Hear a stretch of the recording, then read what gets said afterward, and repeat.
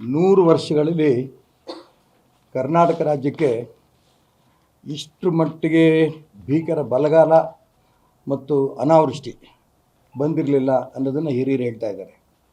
ಈಗಾಗಲೇ ರಾಜ್ಯ ಸರ್ಕಾರದ ಅಂಕಿಅಂಶದ ಪ್ರಕಾರ 157 ತಾಲೂಕುಗಳಲ್ಲಿ ಅನಾವೃಷ್ಟಿಯಾಗಿದೆ, 14 ತಾಲೂಕುಗಳಲ್ಲಿ ಬರ ಆಗಿದೆ. 15 ದಿನದಲ್ಲಿ 36% ಮಳೆ ಕೊರತೆ ಆಗಿದೆ. ಅಂದರೆ ನಾವು ನಿರೀಕ್ಷೆಗೆ ಯಾರೂ ಮಾಡಿರಲಿಲ್ಲ ಅಷ್ಟರ ಮಟ್ಟಿಗೆ ಇವತ್ತು ಬರ, ಅತಿವೃಷ್ಟಿ ಮತ್ತು ಅನಾವೃಷ್ಟಿ ಕರ್ನಾಟಕ ರಾಜ್ಯದಲ್ಲಿ ಆಗಿರೋದು ತುಂಬ ಗಂಭೀರದ ವಿಷಯ. ಕಳೆದ 3 ತಿಂಗಳಲ್ಲಿ ಏಪ್ರಿಲ್, ಮೇ,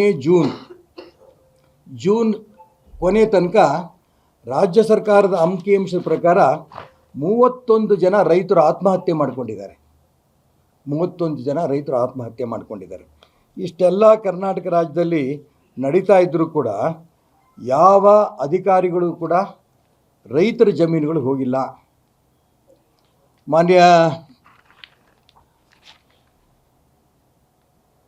ಪರಮೇಶ್ವರ್ ಅವರು DCM ಅವರೊಂದು ಹೇಳಿಕೆ ಕೊಟ್ಟಿದ್ದಾರೆ. ಕೇಂದ್ರ ಸರ್ಕಾರ ನೆರವಿಗೆ ಬರಬೇಕು, NDRF ಅನುದಾನ ಬಿಡುಗಡೆ ಮಾಡಬೇಕು. ನಿಜ, ನಾನು ಇದನ್ನು ಒತ್ತಾಯ ಮಾಡ್ತೀನಿ, ಇದ್ರಾಗ ಅನುಮಾನ ಇಲ್ಲ. ಆದರೆ ಕೇಂದ್ರ ಸರ್ಕಾರ ನೆರವು ಬರಬೇಕಾದ್ರೆ ಎಷ್ಟು ಬೆಳೆ ನಷ್ಟ ಆಗಿದೆ ಇದು ನಿಮ್ಮ ಹತ್ರ ಸರ್ವೇನೇ ಆಗಿಲ್ಲ. ಎಷ್ಟು ಹಣ ಇದರಿಂದ ನಷ್ಟ ಆಗಿದೆ, ಬೆಳೆ ನಷ್ಟ ಆಗಿದೆ, ಈ ರಿಪೋರ್ಟೇ ನಿಮ್ಮ ಹತ್ರ ಇಲ್ಲ.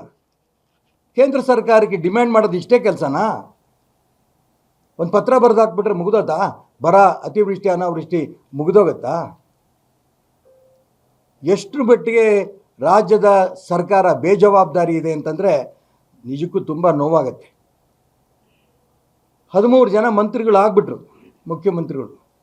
ಆ ಮುಖ್ಯಮಂತ್ರಿ ಆಗಂಥ ಸಂದರ್ಭದಲ್ಲಿ 4-5 ತಿಂಗಳು ಇದೇ ಸಮಸ್ಯೆ, ಚರ್ಚೆಗಳು.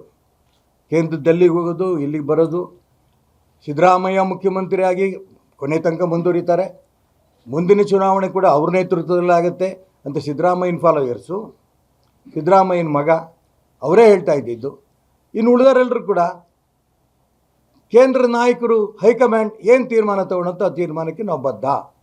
ಈ ಹೇಳಿಕೆ ಒಳಗೇನೆ ಅತ್ಲಾಗ ಒಂದು 5-6 ತಿಂಗಳು ಕಳೆದೋತು. ಇವರೇನೋ ಮುಖ್ಯಮಂತ್ರಿ ಆದರು. ಮುಖ್ಯಮಂತ್ರಿ ಆಗಿದ್ದ ಇವತ್ತಿನ ತನಕನೂ ಕೂಡ ಕ್ಯಾಬಿನೆಟ್ನೇ ಪೂರ್ಣ ಮಾಡೋಕ್ಕೆ ಇವ್ರಿಗಾಗಿಲ್ಲ. ಉಸ್ತುವಾರಿ ಸಚಿವರುಗಳು ಇದ್ದಿದ್ದರೆ ಅವ್ರುಗಳಾರು ಆ ಜಿಲ್ಲೆಗಳಿಗೆ ಹೋಗಬೇಕಾಗಿತ್ತು. ಆ ಜಿಲ್ಲೆಗೆ ಹೋಗಿ ಎಷ್ಟರ ಮಟ್ಟಿಗೆ ಮಳೆ ಬಂದಿದೆ, ಎಷ್ಟು ಬೆಳೆ ನಷ್ಟ ಆಗಿದೆ, ಅಧಿಕಾರಿಗಳು ಕರ್ಕೊಂಡು ಅವರು ಹೋಗ್ಬೋದಿತ್ತು, ಶಾಸಕರುಗಳು ಕರ್ಕೊಂಡು ಅವರು ಹೋಗ್ಬೋದಿತ್ತು. ಜನ ಇವರು 136 ಸೀಟ್ ಕೊಟ್ಟು ತಪ್ಪು ಮಾಡಿದ್ವಿ ನಾವು ಅನ್ನೋಂಥ ಒಂದು ಪರಿಸ್ಥಿತಿ ಇವತ್ತು ಕರ್ನಾಟಕ ರಾಜ್ಯದಲ್ಲಿ ಬಂದಿದೆ. ಮುಖ್ಯಮಂತ್ರಿಗಳು ಬೆಂಗಳೂರು ಬಿಟ್ಟು ಹೊರಗಿಲ್ಲ. ಅಕಸ್ಮಾತ್ ಸಮಯ ಉಳಿದ್ರೆ ಡೆಲ್ಲಿಗೆ ಹೋಗಿ ಬರೋದು ಕ್ಯಾಬಿನೆಟ್ ಎಕ್ಸ್ಪ್ಯಾನ್ಷನ್ ದೃಷ್ಟಿಯಿಂದ. ಕೇಂದ್ರ ನಾಯಕರು ಇವ್ರನ್ನ ಲೆಕ್ಕದಾಗೆ ಇಟ್ಕೊಂಡಿಲ್ಲ. ಎಷ್ಟರ ಮಟ್ಟಿಗೆ ಅಂತಂದರೆ ಭಾಳ ವಿಚಿತ್ರವಾದ ಹೇಳಿಕೆ. KPCC ಅಧ್ಯಕ್ಷ, AICC ಅಧ್ಯಕ್ಷರು ಸಂಪುಟ ವಿಸ್ತರಣೆ ಬಗ್ಗೆ ನಾನೇನು ಹೇಳೋದು? ನಾನು ನನ್ನ ಖಾಸಗಿ ಕೆಲಸದ ಮೇಲೆ ಬೆಂಗಳೂರು ಬಂದಿದ್ದೇನೆ, ಸದ್ಯಕ್ಕೆ ಆಸ್ಪತ್ರೆಗೆ ಹೋಗ್ತಿದ್ದೇನೆ. ರಾಜ್ಯ ಸಚಿವ ಸಂಪುಟ ವಿಸ್ತರಣೆ ವಿಚಾರದ ಬಗ್ಗೆ ಈಗ ನಾನೇನು ಹೇಳಲಿ? ನಾನು ಇಲ್ಲಿದ್ದೇನಷ್ಟೇ, ನನಗೆ ಅದರ ಬಗ್ಗೆ ಏನೂ ಗೊತ್ತಿಲ್ಲ. ಡೆಲ್ಲಿಯಿಂದ ಬರ್ತಾರಲ್ಲ, ಬಂದವರನ್ನು ಕೇಳಿ. ಇದು ಪತ್ರಿಕೆಗಳಲ್ಲಿ ಮಲ್ಲಿಕಾರ್ಜುನ್ ಖರ್ಗೆ ಅವರು, AIC ಅಧ್ಯಕ್ಷರು, ಉದಯವಾಣಿನಲ್ಲಿ ಕೊಟ್ಟಂಥ ಒಂದು ಏನು ಪದ ಹೇಳಬೇಕು ಇದಕ್ಕೆ? ನಿಜಕ್ಕೂ ನಂಗೆ ನಾಚಿಕೆ ಆಗುತ್ತೆ. ಒಬ್ಬ AICC ಅಧ್ಯಕ್ಷರು ಕರ್ನಾಟಕ ರಾಜ್ಯರಾಗಿ ರಾಜ್ಯದ ಸಚಿವ ಸಂಪುಟ ವಿಸ್ತರಣೆ ಮಾಡೋ ದಿಕ್ಕಿನಲ್ಲಿ ನನಗೇನೂ ಗೊತ್ತಿಲ್ಲ, ನಂಗೆ ಕೇಳಬೇಡ್ರಿ, ಡೆಲ್ಲಿಯಿಂದ ಯಾರು ಬರ್ತಾರೋ ಅವ್ರು ಕೇಳಿ ಅಂತಂದರೆ ಇದೊಂದು ಕಾಂಗ್ರೆಸ್ ಅನ್ನೋದು ಪಕ್ಷನ ಇದು? ಇದಕ್ಕೋಸ್ಕರ ಜನ ನಿಮಗೆ ಓಟ್ ಕೊಟ್ರಾ?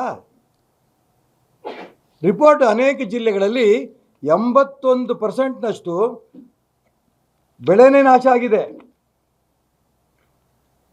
81% ಮಳೆ ಕೊರತೆ. ಅನೇಕ ಜಿಲ್ಲೆಗಳಲ್ಲಿ, ಹಾವೇರಿ ಜಿಲ್ಲೆ, ಗದಗಲ್ಲಿ, ಆ ಕಡೆ ಭಾಗದಲ್ಲಿ ಬಿತ್ತನೆ ಎಲ್ಲ ಆಗಿ 1.5 ತಿಂಗಳಿಂದ ಆ ಮಳೆ ಇಲ್ದೇನೆ ಸಂಪೂರ್ಣ ಬಿತ್ತನೆ ನಾಶ ಆಗೋಗಿದೆ. ಭಾಳ ದುಃಖದಿಂದ ಹೇಳ್ತಾ ಇದ್ದೇನೆ. ಯಾರು ತಗೋಬೇಕು ರೈತ? ಈ ಹಸುನ ದನನ ಇದನ್ನು ಮಾರಾಟಕ್ಕೆ ಅಂತ ಅಂದ್ಕೊಂಡು ಕೆಲವು ಕಡೆ ಜಾತ್ರೆ ಕರೀತಾರೆ. ಜಾತ್ರೆಯಲ್ಲಿ ಆ ಹಸು, ಕರು, ಎತ್ತು ಎಲ್ಲ ತರ್ತಾರಲ್ಲ, ಅವಕ್ಕೆ ಹಿಡ್ಕೊಳಕ್ಕೆ ಜಾಗಿಲ್ಲ, ನಮ್ಮ ಕೈಯಲ್ಲಿ ಸಾಕಾಗಲ್ಲ ಅಂತ ಮಾರಾಟಕ್ಕೆಲ್ಲ ರೈತರು ತರ್ತಾ ಇದ್ದಾರೆ. 1.5 ಲಕ್ಷ 2 ಲಕ್ಷ ರೂಪಾಯಿ ಬೆಲೆ ಬಾಳಂತಹ ರಾಸುಗಳಿಗೆ 50,000 ರೂಪಾಯಿ ಕೇಳೋರಿಲ್ಲ. ಕಣ್ಣೀರು ಹಾಕೊಂಡು ರೈತರು ಅದು ಮಾರಾಟ ಮಾಡ್ತಿದ್ದಾರೆ. ಆ ಹಸು, ಆ ಒಂದು ಎತ್ತುಗಳನ್ನು ಎಷ್ಟಕ್ಕಾರ ಅಷ್ಟಕ್ಕೆ ಹೋಗಲಿ ಅಂತ ಕೊಟ್ಟು ಹೋಗಿ ಇಷ್ಟಪಡ್ತಿದ್ದಾರೆ. ಕಸಾಯಿ ಖಾನೆಯರು ತಗೊಂಡವ್ರಿಗೆ ಇವು ಹಬ್ಬ. ಇಷ್ಟು ಬೇಜವಾಬ್ದಾರಿ ಕರ್ನಾಟಕ ರಾಜ್ಯದ ಇತಿಹಾಸದಲ್ಲಿ ನಾವು ಕಂಡಿರಲಿಲ್ಲ.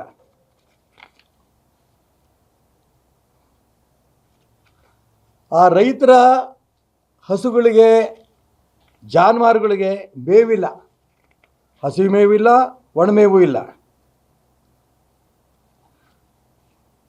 ಇಂಥ ಒಂದು ಪರಿಸ್ಥಿತಿ ಕರ್ನಾಟಕ ರಾಜ್ಯದ ಇತಿಹಾಸದಲ್ಲಿ ಬಂದಿರಲಿಲ್ಲ ಅಂತ ಎಲ್ಲ ಹೇಳ್ತಾ ಇದ್ದಾರೆ. ಈಗ ನಾನು ಹೇಳೋದು ಇಷ್ಟೇ, ರಾಜ್ಯ ಸಚಿವ ಸಂಪುಟ ಯಾವಾಗತ್ತೆ ಗೊತ್ತಿಲ್ಲ. ಮುಂಚೆ ಹೇಳಿದ್ರು ಅಧಿವೇಶನದ ಮುಂಚೆ ಆಗಲ್ಲ, ಅಧಿವೇಶನ ಆದಮೇಲೆ ಅಂತ.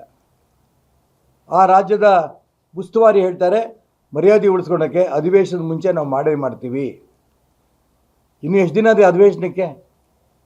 ಏನು ನಿಮಗೆ ತೊಂದರೆ? ಪತ್ರಿಕೆಗಳು ಬರ್ತಾ ಇದೆ, ಸಿದ್ದರಾಮಯ್ಯನವ್ರದ್ದು ಒಂದು ಲಿಸ್ಟು, ಮಂತ್ರಿಗಳಾಗೋದಕ್ಕಿಂತ ಒಂದು ಲಿಸ್ಟು,